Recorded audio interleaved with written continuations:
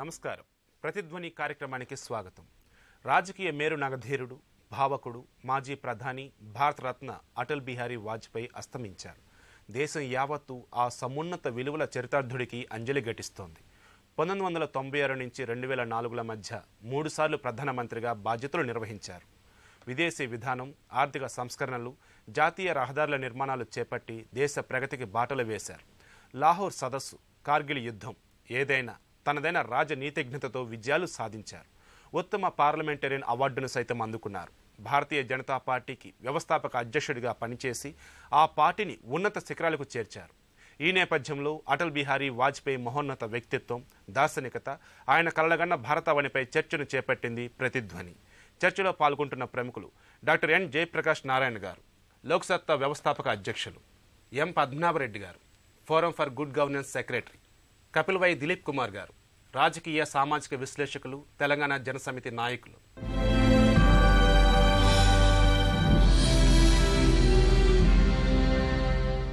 జయప్రకాష్ నారాయణ గారు, భారతరత్న మాజీ ప్రధాని అటల్ బిహారీ వాజ్పేయి గారు అస్తమించారు.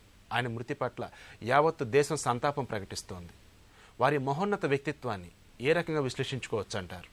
బహుశా గత 40 ఏళ్లలో లోక్నాయక్ జేపీ గతించిన తర్వాత దేశం అంతట్లో పార్టీ, ప్రాంతము, మతము వీటికి అతీతంగా అందరూ కూడా కుటుంబంలో ఆప్తుడిని కోల్పోయామన్న భావన మళ్ళీ వాజ్పేయి గారు పోయినప్పుడు దేశం అంతా కలిగింది. అంటే నా దృష్టిలో గత 40 ఏళ్లలో 77 దాకా దేశ రాజకీయం ఒక రకంగా నడిచింది.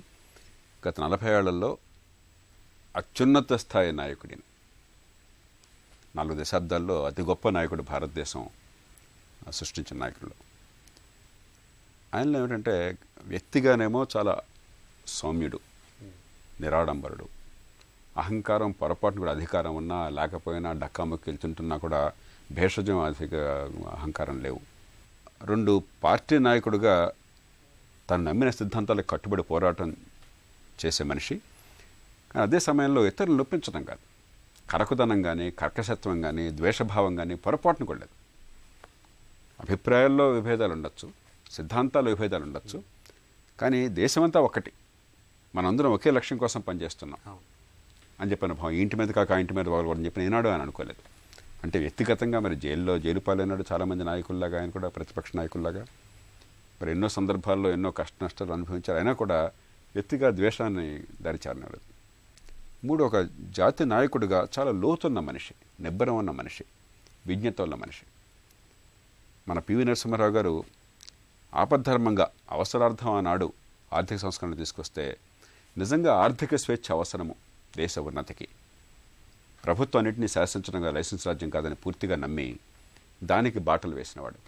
నిజంగా 2004లో కనుక వాజ్పేయి ప్రభుత్వం ఎన్నికల్లో ఓటమి పాలు కాకుండా ఇంకొక 5 ఏళ్ళు కనుక కొనసాగినట్టయితే ఆ రీతి ఖచ్చితంగా ఈ దేశంలో ఆర్థిక ప్రగతి కావచ్చు, వ్యక్తి స్వేచ్ఛ కావచ్చు, మౌలిక సదుపాయాలు కావచ్చు, పేదరిక నిర్మూలన కావచ్చు, నిస్సందేహంగా మరొక దాని ఉండే. మరణించిన తర్వాత మన సంప్రదాయంలో అందరినీ మంచిగా చెప్పుకుంటాం. కానీ వాజ్పేయి కృష్ణ అట్లా కాదు. అందరికీ గుండె లోతుల్లోంచి, ఆయన రాజకీయ ప్రత్యర్థులు సైతం గుండె లోతుల్లోంచి ఒక ఆప్తుడైన మనిషి పోయాడన్న భావం కలుగుతుంది. దానిలో ఇంకోటి కూడా ఉంది. గతించిన కాలం పట్ల బాధ కూడా కనిపిస్తుంది. ఒకప్పుడు రాజకీయంగా ఎన్ని పోరాటాలు ఉన్నా కూడా వ్యక్తిగతంగా వైరుధ్యం ఉండేది కాదు, ద్వేషభావాలు ఉండేవి కాదు. రాజకీయాన్ని ఒక యుద్ధంగా ఈనాడు చూడలేవాళ్ళు. ఆ కోవకు చెందినటువంటి మహామనీషి వాజ్పేయి. ఈవేళ రాజకీయం అనేది పంచాయతీ నుంచి పార్లమెంటు దాకా ఇది జీవన్మరణ పోరాటం అయిపోయింది.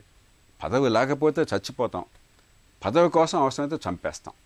అలా కాకుండా రాజకీయం అన్నది కేవలం ఒక వేదిక, ఈ దేశంలో మంచి సాధించడం కోసం, ఉమ్మడి బతుకులు సాధించడం కోసం చెప్పని.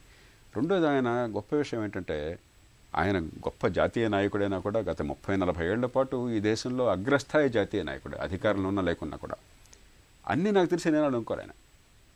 అలాగే దేశ ఔన్నత్యం అని చెప్పంటే నాయకుల ఔన్నత్యం అనుకోలే ఆయన. ఈ దేశంలో సామాన్యులు లక్షలాది మంది, కోట్లాది మంది ఉన్నారు. వాళ్ళందరికీ కూడా తమ బతుకుల్ని, తమ చుట్టూ ఉన్నవారి బతుకుల్ని మార్చేటువంటి శక్తి సామర్థ్యాలు ఉన్నాయి. నాయకత్వం బాధ్యత వాళ్ళకి అవకాశాన్ని కల్పించడం, అలాంటి వ్యవస్థ నిర్మాణం చేయడం, అది పూర్తిగా నమ్మిన మనిషి ఆయన.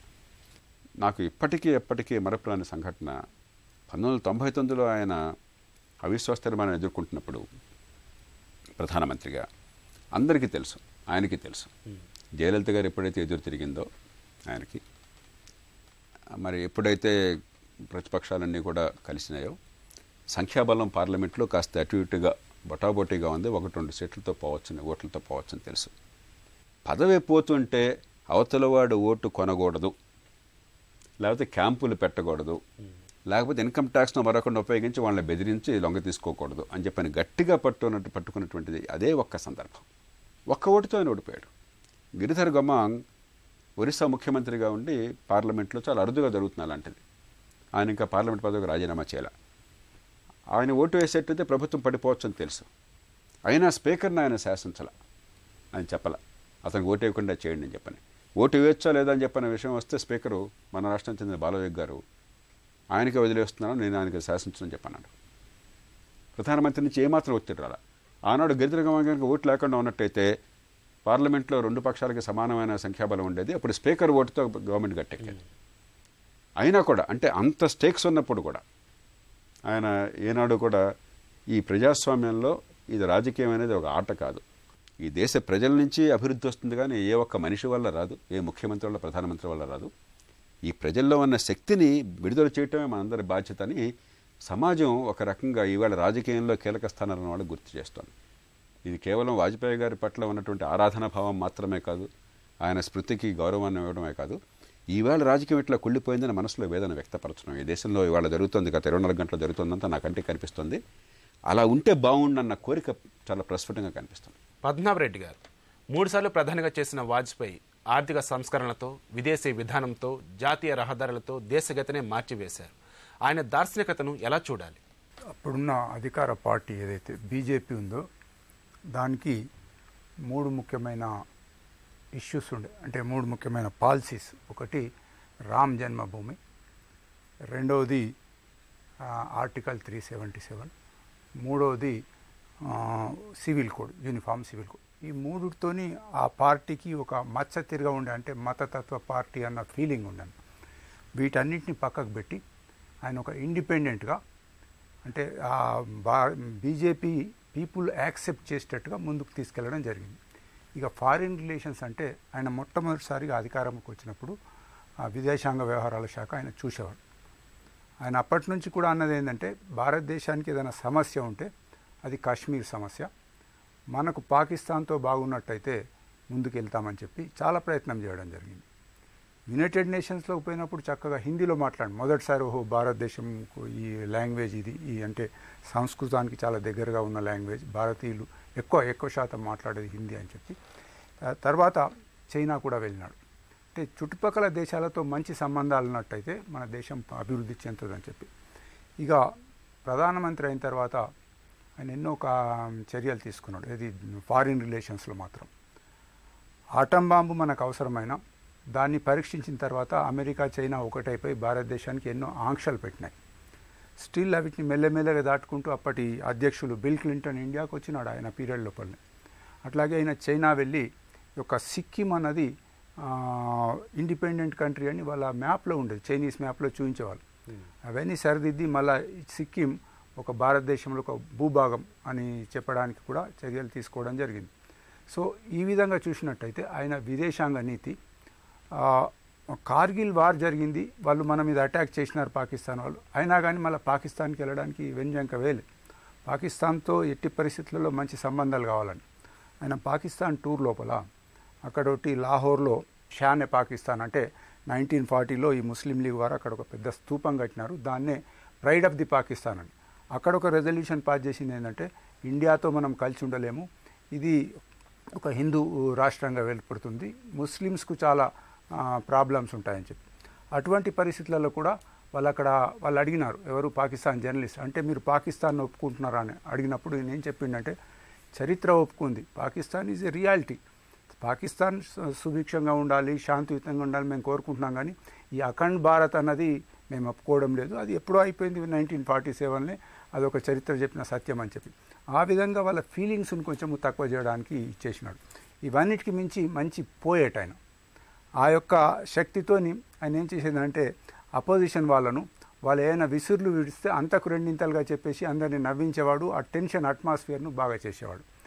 ఇక ఆర్థికంగా చూసినట్టయితే అప్పుడు ఆయన ఫస్ట్లో చేసింది ఏంటంటే స్వర్ణ చతుర్భుజం. మన దేశం లోపల రోడ్స్ పెద్ద ఎత్తున తీసుకోవడం జరిగింది. దానికి ఏం చేసినారంటే పిఎం రోడ్స్ అని పెడితే ప్రోగ్రాం పెట్టినారు, ప్రధానమంత్రి సడక్ యోజన.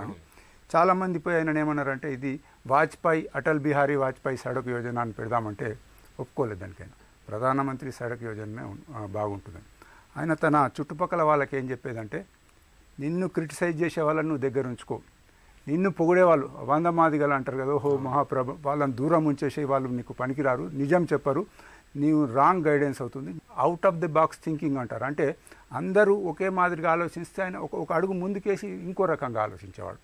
ఆ విధంగా దేశాన్ని ఆ యొక్క 13 దినాలు 13 నెలలు 5 సంవత్సరాలు ఈ విధంగా అంటే ఆయన కలుపుకపోయే తత్వంతో మెజారిటీ లేకున్నా ఫస్ట్ నాన్ కాంగ్రెస్ ప్రధానమంత్రి కొలీజియన్ గవర్నమెంట్ లోపల సంకీర్ణ ప్రభుత్వాన్ని మెయింటైన్ చేయగలిగినాడు. ఒక హుందాతో నడిచింది ఆయన పీరియడ్ లోపల. పార్లమెంటు వ్యవహారాలు కానీ ఒక గవర్నమెంట్ అంటే ఏ విధంగా ఉండాలనేది హుందాగా నడిచింది. ఇప్పుడు ఆయన కోల్పోవడము జాతికి చాలా దురదృష్టకరం. దిలీప్ కుమార్ గారు, వాజ్పేయి జీవితంలో ఆర్ఎస్ఎస్ నుంచి బీజేపీ స్థాపన వరకు ఒక ఎత్తు, పార్టీని ఉన్నత శిఖరాలకు చేర్చడం మరొక ఎత్తు. దేశంలోనే తొలిసారిగా సంకీర్ణ ప్రభుత్వాన్ని నడిపారు. వాజ్పేయిలోని నాయకత్వ పటిమ ఎలాంటిదంటారు? వాజ్పేయి గారు ఆయన జీవితాన్ని పరిశీలిస్తే చాలా కమిట్మెంట్తో ఎదిగాడు, చాలా హార్డ్ వర్క్తో ఎదిగాడు. అందులో గొప్పతనం ఏంటంటే ఆయన దేశాన్ని ఒక సామాన్యుడు యొక్క హృదయ స్పందనను అర్థం చేసుకున్నవాడు, దానికి స్పందించే హృదయం కలిగినవాడు. సో ఆయన వ్యవహార శైలి కానీ తన యొక్క నాయకత్వ చతురత కానీ అన్ని సందర్భాల లోపల అది అందరూ యాక్సెప్ట్ చేశారు. అంటే అందరినీ కన్విన్స్ చేయగలిగేవాడు, ఎట్లాంటి వాళ్ళు కూడా మెప్పించగలిగాడు. అటువంటి చాతుర్యం ఉంది అతనికి. సో గొప్ప దార్శనికుడు. So inspiring personality. కొందరి వల్ల మనం స్ఫూర్తిని పొందుతాం, కొందరి భాషణతో స్ఫూర్తిని పొందుతాం. ఆయన స్పీచ్లు అంటే ఒక అద్భుతమైన ఉపన్యాసాలు ఉండేవి. అంటే అక్కడ ఉన్నటువంటి ఆడియన్స్ని స్పెల్ బౌండ్ అంటారు, ఆ విధంగా కట్టిపడేసేవాడు ఆయన వాక్పటిమతో.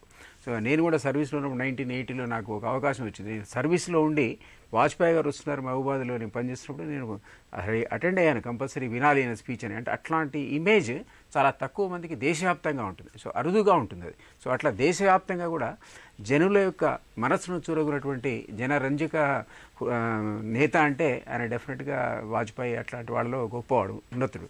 సో అది ఒక అద్భుతమైనటువంటి ఆయనకు ఆ నేర్పు ఉంది. సంకీర్ణ రాజకీయాల గురించి మీరు అడిగారు, అది ఆయన ఆ సంకీర్ణ రాజకీయాల్లో ఇతర మిత్రపక్షాలు కూడా మెప్పించాలి. వాళ్ళ డిమాండ్స్ వేరే ఉంటాయి. వాళ్ళు ఏంటంటే వాళ్ళ అజెండా ముందు పెడుతుంటారు.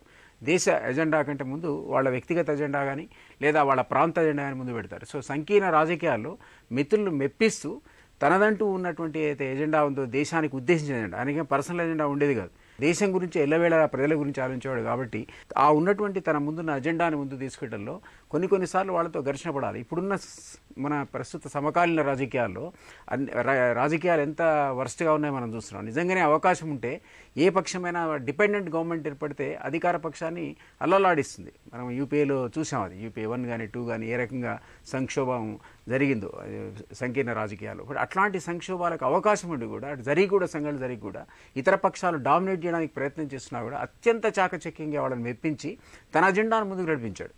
అది ఆయన నేర్పరితనం అంటే. సో అట్లాంటి వాజ్పేయి గారిని ఈరోజు మనం కోల్పోవడం అనేది నిజంగా మనందరినీ కలిచివేస్తుంది. జయప్రకాష్ నారాయణ గారు, వాజ్పేయి అద్భుతమైన కవి, దేశ భవిష్యత్తు గురించి కలలగన్న గొప్ప మేరు నగధీరుడు. ఆయన కలగన్న భారతవాణి గురించి చెప్తారా? జాతీయ పోరాటంలో పాలుపంచుకున్న వాళ్ళు, తర్వాత తొలి దశలో జాతీయ నిర్మాణం చేసిన వాళ్ళందరూ కూడా ఆ కోవకు చెందినవాళ్ళు. పొరపాట్లు చేస్తుండొచ్చు వాళ్ళ ఆలోచనలో కొన్ని సందర్భాల్లో కొన్ని పొరపాట్లు జల్లుండొచ్చు. కానీ మౌలికంగా జాతి హితం, అదే సమయంలో వ్యక్తి స్వేచ్ఛని కాపాడాలి. మనం ఎవరినో ఆధిపత్య ధోరణి కాకుండా, పెత్తనం చేయడం కాకుండా ఈ సమాజాన్ని పెంచాలి. ఆ ధోరణికి చెందినటువంటి చివరి గొప్ప మనిషి వాజ్పేయి. ఈ 71 ఏళ్ల స్వతంత్ర భారతంలో ఈ గత 35-40 ఏళ్లుగా ఉత్తరార్థంలో తిరుగులేనటువంటి సాటిలేనటువంటి మేటి మనిషి ఆయన. అలాంటి నేపథ్యంలో ఉండే అటు తన మాతృ సంస్థల ఉనికిని కాపాడుకుంటూ, ఇటు దేశంలో అందరి మన్ననని పొందుతూ, మూడో పక్కన మరి ఒడిదుడుకుల్ని సహిస్తూ, 84లో ఆయనకి 2 సీట్లు ఆయన పార్టీకి వచ్చింది, ఆయన కూడా ఓడిపోయినాడు. అప్పటికే మహానాయకుడికే పేరుందండి మనిషి ఆయన, పెద్ద సంస్థాగత బలం ఉన్నా కూడా ఓడిపోయినాడు ఆయన. అప్పుడు కొంగలేదు, సీట్లు పెరిగినప్పుడు కళ్ళలో విహరించలేదు. అంటే ఒక స్థితప్రజ్ఞత్వాన్ని చూపెడుతూ ఎప్పుడు కూడా దీనివల్ల సమాజానికి ఏం జరుగుతుందో మాత్రం ఆలోచించిన మనిషి. అధికారంలో లేకపోయినా కూడా అధికారంలో ఉన్న వాళ్ళకంటే బాధ్యతగా ప్రవర్తించిన మనిషి. అధికారంలో ఉన్నప్పుడు మామూలు పౌరులు పడే కడగండని దర్శించిన మనిషి. ఇది చాలా గొప్ప లక్షణం. మన సంప్రదాయంలో కూడా ఏం చెప్తారు, రాజు అయినవాడు ఎప్పుడూ కూడా ఒక పౌరుడి కడగండని తెలుసుకోవాలి, అవసరమైతే మారువేషంలో పోవాలని చెప్పని. అంటే ఎంపతి అని చెప్పంటాం. అంటే అతడి చెప్పుల్లో మీ కాళ్ళు పెట్టండి, అతడి బాధ ఏంటో మీరు గమనించి అర్థం చేసుకోండి, దానికి మీరేం చేయగలరో ఆలోచించండి. దాన్ని పుణికి పుచ్చుకున్న మనిషి. అందుకనే ఆయన ఒక పక్కన భారతీయ సంస్కృతికి పట్టం కట్టాడు జీవితం అంతా కూడా. మరో పక్కన ఆయన ఉదారవాద విలువలకి, వ్యక్తి స్వేచ్ఛకి, ఆర్థిక స్వేచ్ఛకి పట్టం కట్టాడు ఆయన. అందుకనే సంకుచితవాదం కానీ లేకపోతే ఈ దేశం ప్రపంచంతో సంపర్కం ఉండకూడదని ఇప్పుడు అనుకోలే. మూడో పక్కన పక్క దేశాలు చాలా వైరుధ్యాలు ఉన్నప్పుడు చైనా కావచ్చు, పాకిస్తాన్ కావచ్చు, జనసంఘ్ కానీ లేకపోతే బీజేపీ కానీ ఆర్ఎస్ఎస్ కానీ వాటి మీద చాలా సందర్భాల్లో వివిధ కారణాలుగా మరి విషయాన్ని వెలగెక్కారు. అయినా కూడా దాన్ని పూర్తిగా పక్కన పెట్టి వాళ్ళతో మైత్రి కోసం. ఎందుకంటే మనం మిత్రులన్నా మార్చుకోవచ్చు కానీ పొరుగున్న వాళ్ళని మార్చుకోలేం. అది నిరంతరం వాళ్ళతో కలిసి బతకాలి, శత్రుత్వం పనికిరని చెప్పిన చాలా స్పష్టమైన అవగాహనతో విదేశాంగ మంత్రిగా ఉన్న దగ్గర నుంచి చనిపోయేదాకా ఒక నిజమైన రాజ్యాంగ విలువలతో ఉన్నటువంటి సమాజ స్థాపన ఎట్లా ఉండాలని చెప్పని నిరంతరం కళ్ళగల మనిషి. అందుకే సమాజం ఒక రకంగా వాజ్పేయి గారు కోల్పోయిన కారణంగా ఒక తరాన్ని కోల్పోయాం. పద్మనాభరెడ్డి గారు పోఖ్రాన్ 2 అణు పరీక్షలు, కార్గిల్ యుద్ధం వంటి అంశాలలో ఆయన అనుసరించిన విదేశీ విధానం అద్భుతం, జాతీయ స్ఫూర్తికి నిదర్శనం. ఆయన అనుసరించిన విదేశీ విధానంపై మీ అభిప్రాయం? ప్రపంచంలో ఏ దేశమైనా గట్టిగా ఉంటే, స్ట్రాంగ్గా ఉంటే దానికి విలువ ఉంటుంది. అది ఉత్పత్తి చేసే వస్తువులకు కూడా విలువ ఉంటుంది. ఇప్పుడు మనం శాంతి కాముకులము, నాన్ అలైన్డ్, అందరం బాగుండాలని అనుకుంటే బాగా ఉండొచ్చు, బట్ అవసరం పడ్డప్పుడు మాత్రం ఎవరు సాయం చేయరు. ఇంటర్నేషనల్ పాలిటిక్స్ లోపల ఫస్ట్ ప్రతి దేశం కూడా తన సెల్ఫ్ మొదలైన తర్వాతనే హెల్ప్ చేస్తుందన్నమాట. సో ఇటువంటి పరిస్థితుల్లో దేశం గట్టిగా ఉండాలని అంటే అటమిక్ బాంబ్ మనకు అవసరము. మనం న్యూక్లియర్ క్లబ్లోకి వెళ్ళిపోవాలనే ఉద్దేశంతో ఈ పోఖ్రాన్ 2 చేయడం జరిగింది. అంతకుముందు 1974లో ఏదో చిన్నగా బాంబు ఒకటి తయారు చేసినారు, ఇంటర్నేషనల్ ప్రెషర్ రావడం ఆగిపోయినారు. ఈ న్యూక్లియర్ బాంబ్స్ తయారు చేసి దేశం యొక్క సత్తా, అంటే మాకు టెక్నాలజీ ఏ విధంగా ఉంది, మేము ఏ విధంగా ముందుకెళ్తున్నామని చూపించడము. దాంతో మన ఇక్కడ తయారైన వస్తువులకు కూడా కొంచెం ఇమేజ్ పెరుగుతుంది. పోఖ్రాన్ 2 తర్వాత ప్రపంచంలో అన్ని దేశాలు మనకు అగెనిస్ట్గా అయినాయి. కొన్నేమో డైరెక్ట్గా అసలు మీతో సంబంధాలు లేదు, మీకు ఆంక్షలు విధించినాయి. మళ్ళీ దాన్ని రిపేర్ చేయడానికి జాగ్రత్త పడ్డాడు. అమెరికాతో సంబంధాలు బాగా పెట్టుకున్నాడు, అవే ఇప్పటికి కూడా నడుస్తూ ఉన్నాయి.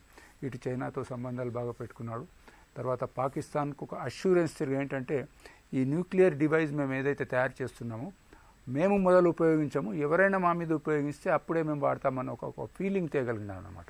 విదేశీ విధానం లోపల ఇండియా ఇమేజ్ను డెవలప్ చేయడం లోపల చాలా ముందుకెళ్ళినాడు. అంటే ఫస్ట్ స్టార్టింగ్లో మనకు స్వతంత్రం వచ్చినప్పుడు పండిట్ నెహ్రూ గారు అలీనా దేశాలని చెప్పేసి మనం ఒక కూటమి తయారు చేసినాం. ఇండోనేషియా లోపల, తర్వాత ఈజిప్టు, ఒక 10-12 కంట్రీస్ కలిపి. అది ముందుకెళ్ళలేదు, ఎందుకంటే ప్రతి దేశం సెల్ఫ్ ఇంట్రెస్టే ఉంటుంది. ఈ అలీనా దేశాల థియరీ టోటల్గా ఫెయిల్ అయిపోయింది. సో ఈయన ఏం చేసినా అంటే అందరితోని ఫ్రెండ్షిప్ బాగా చేసుకోవడం. ఇప్పుడు చైనాతోని 1998 లోపల మొత్తం మన exports to China only $4 billion ఉంటే, అది వాజ్పేయి పీరియడ్ వచ్చే వరకల్లా $15 బిలియన్ అయింది. ఇప్పుడు $17 బిలియన్ మన వ్యాపారం చైనాతో. అంటే అట్లా అన్ని దేశాలతోని వ్యాపారం కూడా చాలా వృద్ధి చేయడం లోపల ఆయన కీలక పాత్ర వహించినాడు. ఒక దార్శనికత, ఆయనకేంటంటే ఒక విజన్ ఉండే ఆ ప్రకారం వెళ్ళినాడు అనమాట. పద్మనాభరెడ్డి గారు అన్నట్టుగా రష్యా పక్క మొగ్గు చూపెట్టాం. అలీనా విధానం పేరు చెప్పినా కూడా మనం 56లో హంగరీ మీద రష్యా దాడి చేస్తే మనం రష్యా పక్కన ఒక నూరు వైపులా, మనం 65లో చెకోస్లోవేకియాని పూర్తిగా ఆక్రమణ చేస్తే మనం నూరు వైపులా, మానవ హక్కుల ఉల్లంఘన జరిగితే మనం నూరు వైపులా. ఆ మొగ్గు నుంచి భారతదేశం కనుక ప్రతిష్ట నిలబడాలని చెప్పంటే మారుతున్న పరిస్థితులు, అమెరికాతో సఖ్యత కావాలి, మన ప్రయోజనాలను కాపాడుకోవాలి, మనకున్నటువంటి దౌత్య నీతిని, దౌత్య బలాన్ని పూర్తిగా ఆర్థిక ప్రయోజనాలకు ఉపయోగించాలని చెప్పి ఒక స్పష్టమైన అవగాహన నరసింహరావు గారి కాలం నుంచి వచ్చింది. దాన్ని మరింత కొనసాగించి ముందుకు తీసుకెళ్లారు. దిలీప్ కుమార్ గారు, వాజ్పేయి గారు ఉత్తమ పార్లమెంటేరియన్గా అవార్డు అందుకున్నారు. ఆయన నుంచి నేటి రాజకీయ నాయకులు కావచ్చు, యువకులు కావచ్చు, నేర్చుకోవాల్సిన అంశాలేంటి? అప్పుడు విలువలకు కట్టుబడి జీవితం అంతా గడిపిన ఆయన దేశానికి పూర్తి జీవితాన్ని ధారపోసినట్టు వ్యక్తి, అసాధారణ ప్రజ్ఞాపాఠవాలతో మొత్తం జాతిని ఇన్స్పైర్ చేసిన వ్యక్తి. ఒక పార్టీకి మీరు కన్ఫైన్ చేయలేరా అని, ఒక సిద్ధాంతానికి కన్ఫైన్ చేయరు, జనసంఘనో ఆర్ఎస్ఎస్ అనో లేకపోతే పలానారని మీరు చెప్పలేరు. అట్లాంటి వ్యక్తిత్వం ఆయన. అంటే గొప్ప, అంటే అవన్నీ దాటి అసలు ఆయన భుజాల మీద ఎదిగినటువంటి పార్టీ బీజేపీ. అంతకుముందు ఉన్న బీజేపీకి ఉన్న సంస్థాగత నిర్మాణంతో ఇటు అద్వానీ కానీ అటు వాజ్పేయి కానీ కలిసి దాన్ని వాళ్ళ భుజాల మీద లేపారు. దాని నిర్మాణం అంతా వ్యాపితం చేయలేరు. అయినా కూడా ఎప్పుడు కూడా ఆయన ఒక మతానికో కులానికో లేదా ఆ పార్టీకో మన ఎవరు కూడా దేశ ప్రజలు వాళ్ళని చూడలేదు. సో అట్లాంటి అద్భుతమైన వ్యక్తిత్వం. రాజకీయం అంటే ఈరోజు పెట్టుబడి పెడితే ఇది బిజినెస్ లాగా అయిపోయింది అనమాట. నాకు ఎంత మళ్ళీ రిటర్న్ వస్తుంది, ఎంత త్వరగా వస్తుంది, నేను ఇంతకు ఎన్నింతలు సంపాదించుకునేటువంటి పరిస్థితి. వాళ్ళు దేశం గురించి ఆలోచించారు తప్ప వ్యక్తిగత ప్రయోజనాలు ఎప్పుడు ఆశించిన వాడు కాదు వాజ్పేయి. సో అంతకంటే ఎగ్జాంపుల్ ఎక్కడ కూడా ఉండదు ఇక రాజకీయాల లోపల. అదొక ప్రామాణిక గ్రంథమే అనేది, ఆయన జీవితం అనేది. సో దాన్ని కనుక నిజంగా ఒక ఉదాహరణగా తీసుకోగలిగితే యువకులైనా ఔత్సాహికులైనా ప్రస్తుతం ఉన్నటువంటి రాజకీయవేత్తలకైనా అంతకుమించి దేశానికి ప్రయోజనం ఏముంటుంది? So they have to take him as example. ఈరోజు ఈ దేశం ఆయన కోల్పోయిందంటే డెఫినెట్గా మీరు అన్నట్టుగా ఆయననే ప్రామాణికంగా తీసుకొని నిజంగా రాజకీయ పార్టీలు వ్యవహరించిన వ్యక్తులు వ్యవహరించిన, రాజకీయ నేతలు వ్యవహరించిన ఈ దేశం, ఈ సమాజం బాగుపడుతుంది. అల్టిమేట్గా ఈ ప్రజాస్వామ్యం బాగుపడుతుంది. అంతకు మించినటువంటి ఎగ్జాంపుల్ లేనే లేదు రాజకీయాలు. చివరిగా జయప్రకాష్ నారాయణ గారు, ఏనాడు కూడా వాజ్పేయి గారి మీద ఆర్థిక కార్యక్రమాల్లో అన్ని పెద్ద సంస్కరణలు చేపట్టిన టెలికాం విప్లవానికి పునాది వేసింది ఆయన. ఇందాక చెప్పినట్టుగా స్వర్ణ చతుర్భుజి, ఈ జాతీయ రహదారులు మరి ఒక అమెరికాలో ఐసన్హోవర్ కాలంలో ఎలా జరిగిందో ఆ రీతిన. అయినా కూడా ఒక కించెత్తు కూడా ఆయన మీద వ్యక్తిగతంగా ఆరోపణలు ఇప్పటికీ రాలేదు. సమాజం కోసం బతికిన మనిషి, అదే సమయంలో ఆనందంగా బతికిన మనిషి. ఆయన చుట్టూ చేర్చుకున్న వాళ్ళు చాలామంది ఆయన విమర్శించిన వాళ్ళు, ఆయన ప్రత్యర్థులు. ఎవరన్నా గట్టిగా విమర్శిస్తే నా మీద అంత కోపంగా ఉన్నాం ఎందుకు నవ్వుతూ ఆడటమే తప్ప ఆయన కోపం తెచ్చుకోవటం కానీ ప్రతిస్పందన కానీ ఉండదు. సంస్కారం, సభ్యత ఒక మనిషికి ఎంత అవసరమో, ముఖ్యంగా అధికారంలో ఉన్న మనిషికి. మంచి మనిషి కాకపోతే మంచి నాయకుడు కాదాడు. మీ విజ్ఞతతో, మీ అనుభవంతో, మీ మంచితనంతో, మంచి మనసుతో గెలుచుకోవాలి. ఆ రకంగా ఆయన క్యాబినెట్ని గెలుచుకున్నాడు, కూటమిని గెలుచుకున్నాడు, పార్టీని గెలుచుకున్నాడు, దేశ ప్రజల గుండెల్ని గెలుచుకున్నాడు. ఆయన అటల్ బిహారీ వాజ్పేయి స్వార్థమెరుగని సంఘ సేవకుడు. ముందు దేశం, తర్వాత పార్టీ, ఆ తర్వాతే నేను అన్న ఆదర్శ లౌకికవాది. గెలుపు ఓటములను ఒకే విధంగా స్వీకరించిన స్థితప్రజ్ఞుడు. భారతదేశం గర్వించదగిన సంకీర్ణ ప్రభుత్వ యోధుడు. ఆ మహోన్నత నేత ఆశయాలను కొనసాగిద్దాం. ఇది నేటి ప్రతిధ్వని. నమస్కారం.